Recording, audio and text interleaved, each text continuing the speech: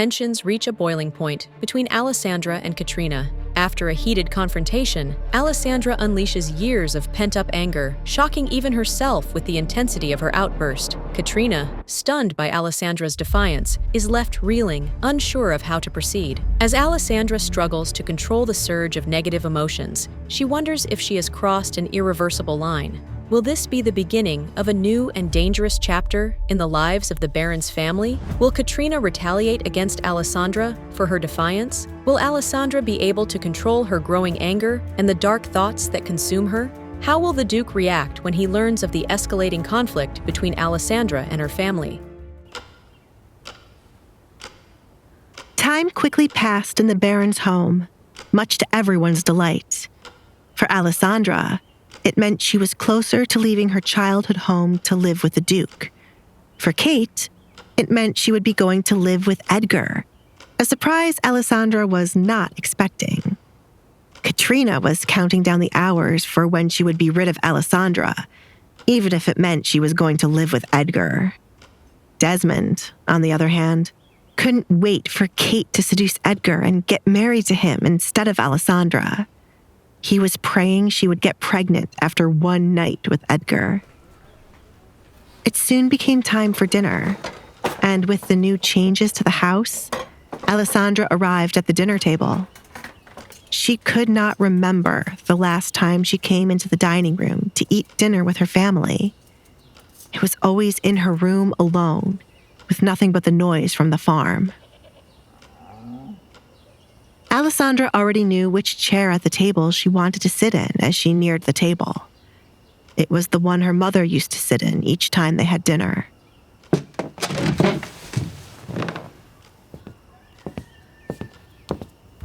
Alessandra?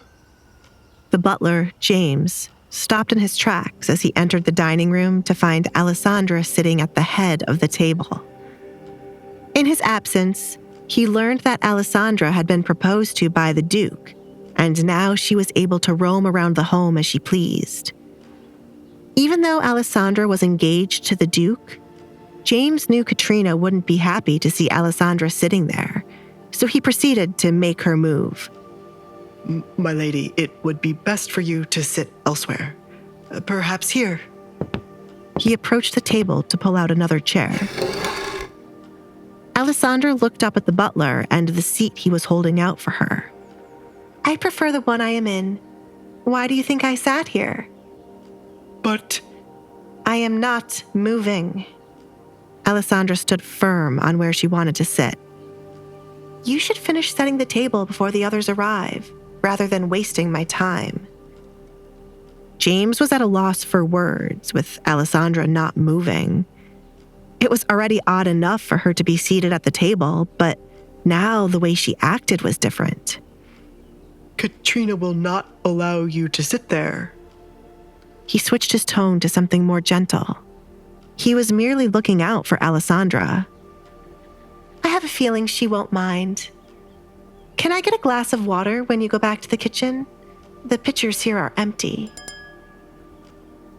Alessandra was parched after spending the remainder of the day cleaning out her bedroom to get rid of the stench from the dead kitten and starting to pack up her belongings.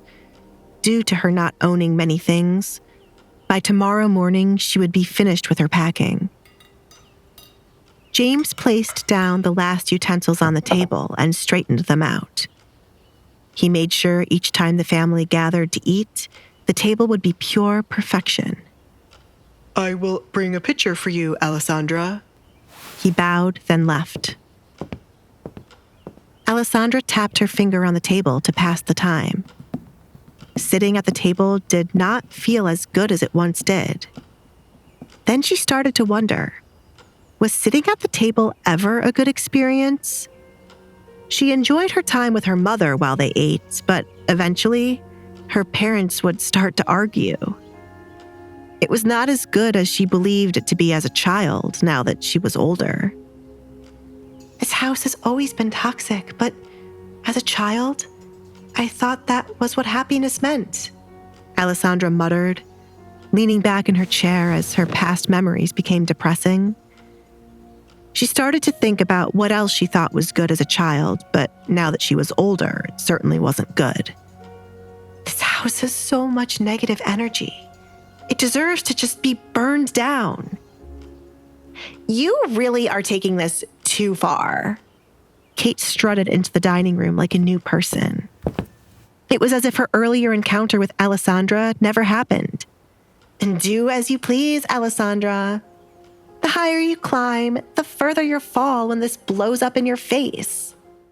The tension in the Baron's household thickens as Alessandra asserts her newfound freedom, reclaiming her rightful place at the head of the dinner table. Kate, emboldened by her upcoming marriage to Edgar, remains a constant thorn in Alessandra's side, her words laced with venom.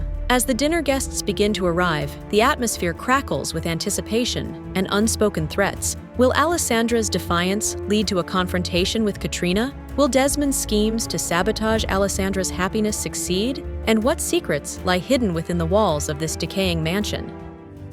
Hey, I'm Alessandra. If you're wondering what happens next, download the Pocket FM app now and listen to the exciting episodes of The Duke's Masked Bride.